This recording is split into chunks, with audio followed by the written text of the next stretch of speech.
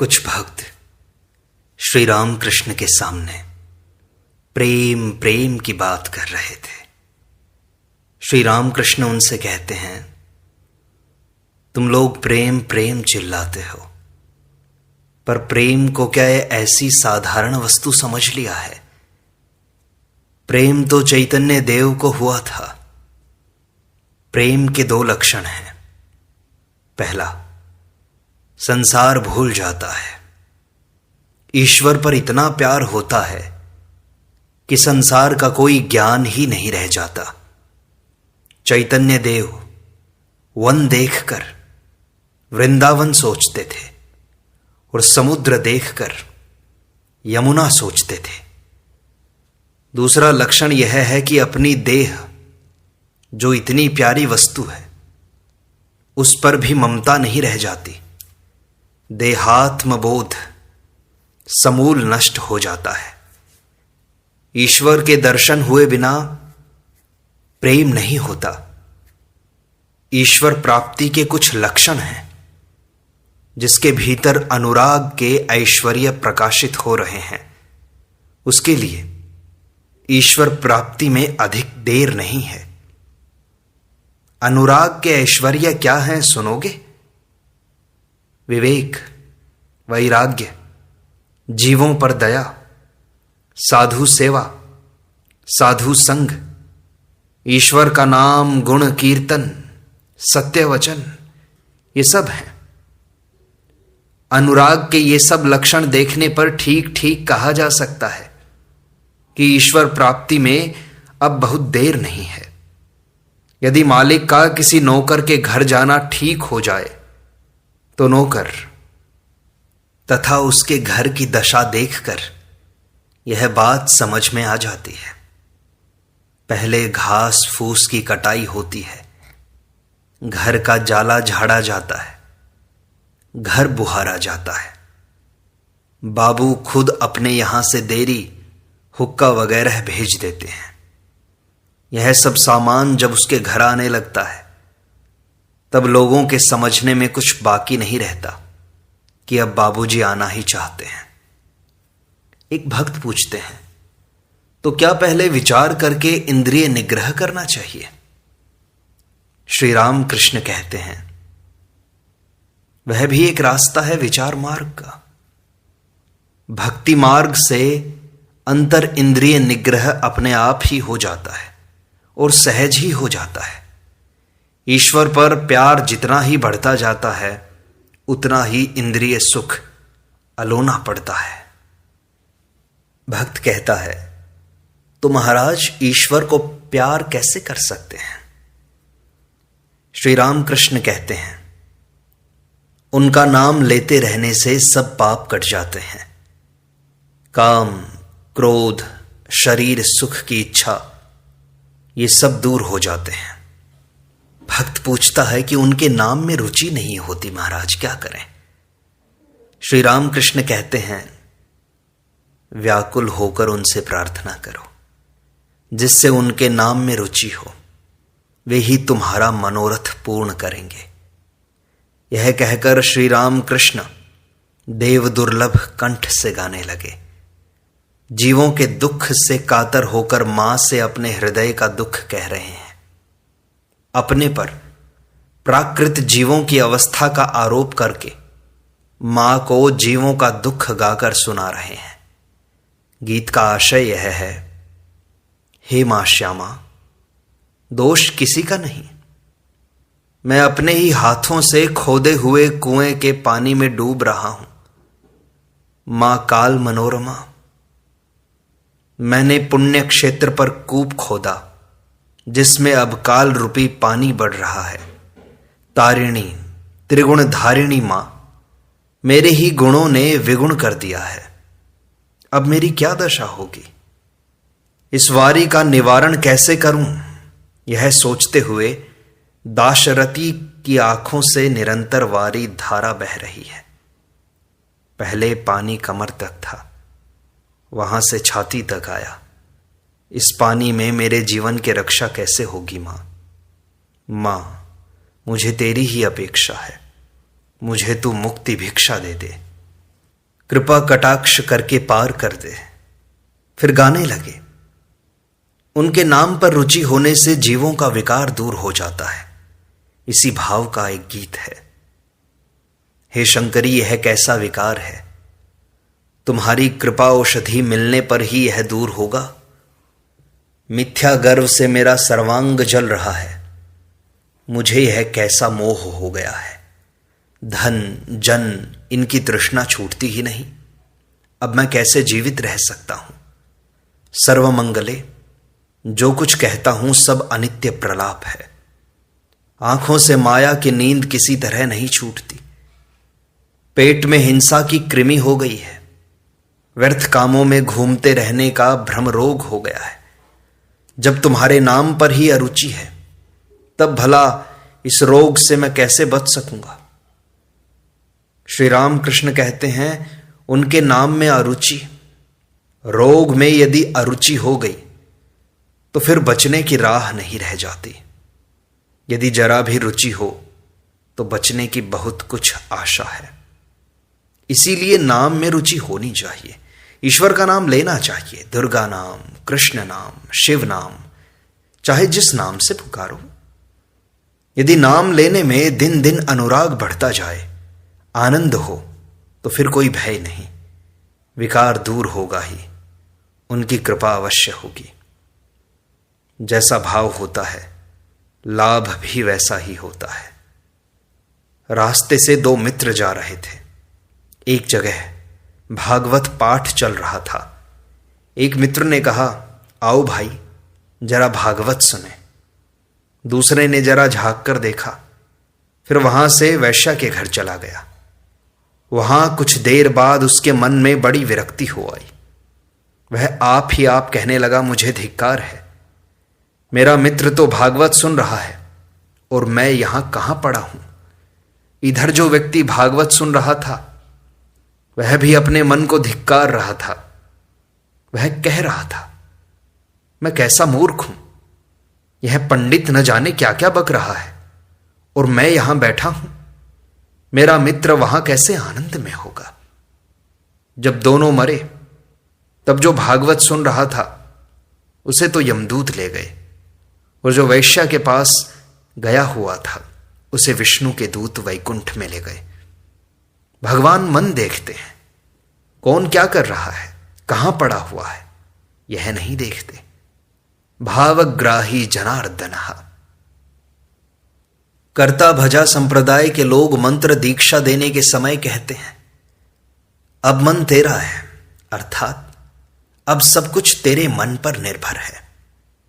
वे कहते हैं, जिसका मन ठीक है उसका कर्ण ठीक है, वह अवश्य ईश्वर को प्राप्त कर लेगा। मन के ही गुण से हनुमान समुद्र पार कर गए। मैं श्री रामचंद्र का दास हूं, मैंने राम नाम का उच्चारण किया है, मैं क्या नहीं कर सकता। विश्वास इसे ही कहते हैं। जब तक अहंकार है तब तक अज्ञान है। अहंकार के रहते मुक्ति नहीं होती। गौएं हम्मा हम्मा करती हैं और बकरे मैं करते हैं, इसलिए उनको इतना कष्ट भोगना पड़ता है। हे ईश्वर, तुम करता हो और मैं अकर्ता हूं। इसी का नाम ज्ञान है। नीचे आने से ही ऊंचे उठा जाता है। चातक पक्षी का घोंसला नीचे रहता है, परंतु वह बहुत ऊंचे उड़ जाता है। ऊंची भूमि में कृषि नहीं होती, नीची जमीन चाहिए, पानी उसी में रुकता है, तभी कृषि होती है। देखो, कुछ कष्ट उठाकर सत्संग करना चाहिए। घर में तो केवल विषय चर्चा होती है, रोग लगा ही रहता है। जब चिड़िया सीखचे पर बैठती है तभी राम राम बोलती है, जब वन में उड़ जाती है तब वही टें टें करने लगती है। धन होने से ही कोई बड़ा आदमी नहीं हो जाता। बड़े आदमी के घर का यह लक्षण है कि सब कमरों में दिए जलते रहते हैं। गरीब तेल नहीं खर्च कर सकते, इसलिए दिए का वैसा बंदोबस्त नहीं कर सकते। यह देह मंदिर अंधेरे में नहीं रखना चाहिए, ज्ञान दीप जला देना चाहिए। ज्ञान दीप जलाकर ब्रह्ममयी का मुंह देखो। ज्ञान सभी को हो सकता है, जीवात्मा और परमात्मा। प्रार्थना करो, उस परमात्मा के साथ सभी जीवों का योग हो सकता है। गैस का नल सब घरों में लगाया हुआ है और गैस कंपनी के यहां मिलती है। अर्जी भेजो, गैस का बंदोबस्त हो जाएगा। घर में गैस बत्ती जल जाएगी। सियालदह में ऑफिस है। किसी किसी को चैतन्य हुआ है, इसके लक्षण भी हैं। ईश्वरी प्रसंग को छोड़ और कुछ सुनने को उसका जी नहीं चाहता। ईश्वरी प्रसंग के सिवाय कोई दूसरी बात करना उसे अच्छा नहीं लगता। जैसे सातों समुद्र, गंगा, यमुना और सब नदियों में पानी है, परंतु चातक को वर्षा की बूंदों की ही रट रहती है। चाहे मारे प्यास के छाती फट जाए, परंतु वह दूसरा पानी कभी नहीं पीता। श्री रामकृष्ण ने कुछ गाने के लिए कहा। फिर कुछ भक्तों ने भगवान की भक्ति के भजन गाए। श्री रामकृष्ण कहते हैं, बाघ जैसे दूसरे पशुओं को खा जाता है, वैसे अनुराग रूपी बाघ काम, क्रोध आदि रिपुओं को खा जाता है। एक बार ईश्वर पर अनुराग होने से फिर काम, क्रोध आदि नहीं रह जाते। गोपियों की ऐसी ही अवस्था हुई थी। श्री कृष्ण पर उनका ऐसा ही अनुराग था और है अनुराग अंजन। श्रीमती राधा कहती हैं, सखियों, मैं चारों ओर कृष्ण ही देखती हूं।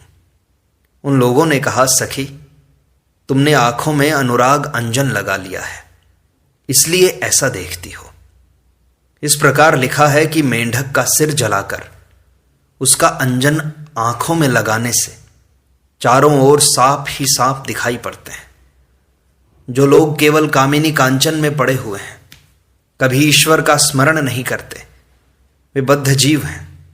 उन्हें लेकर क्या कभी महान कार्य हो सकता है?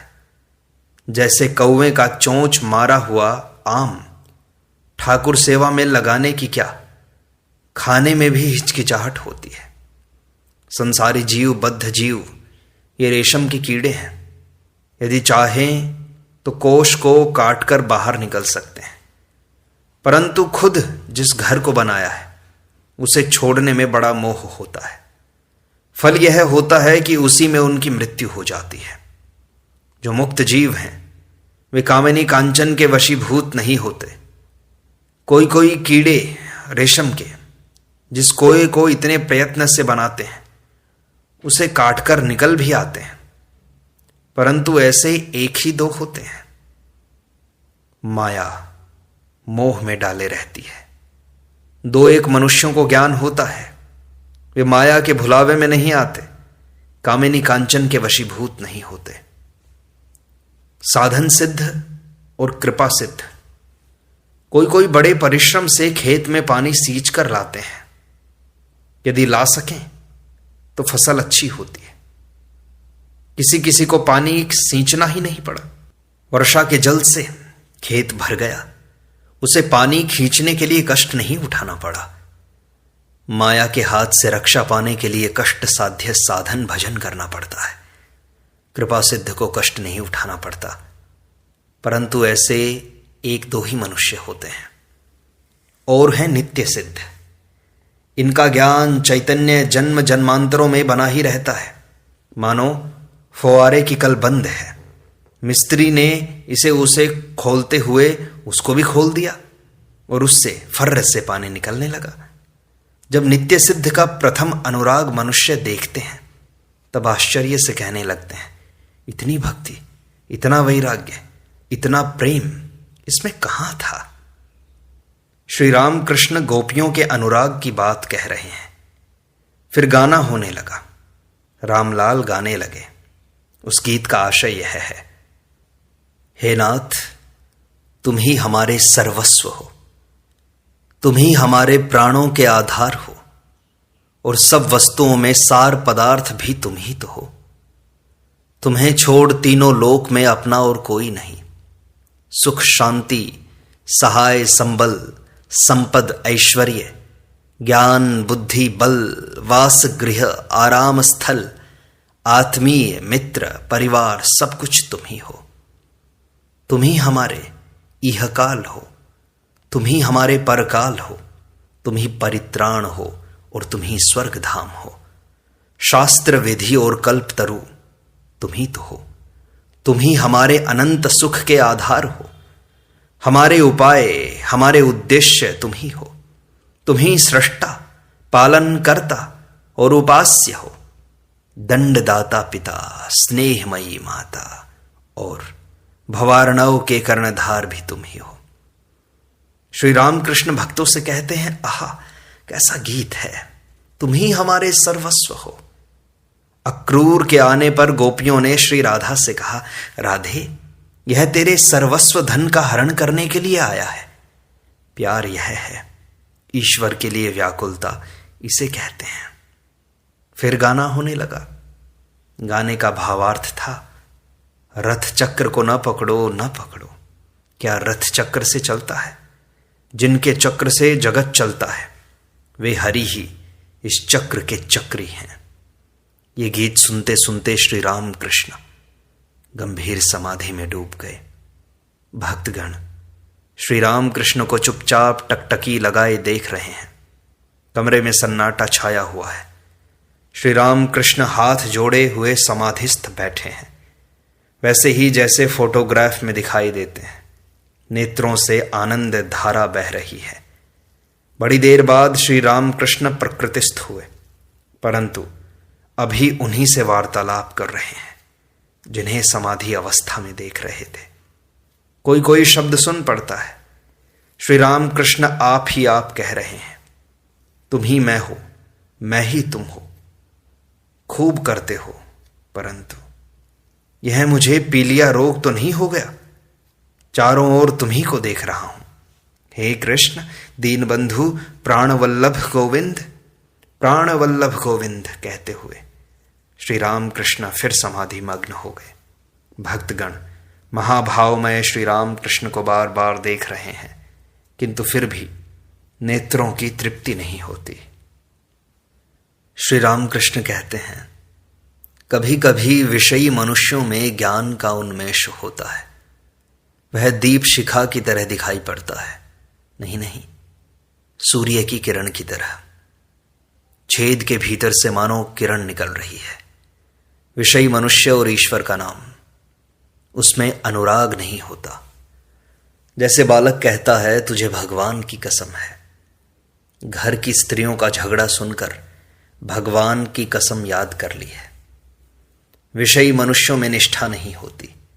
हुआ हुआ, न हुआ तो न सही। पानी की जरूरत है, कुआं खोद रहा है।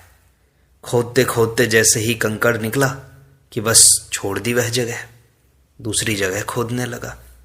लो, वहां भी बालू ही बालू निकलती है। बस वहां से भी अलग हुआ।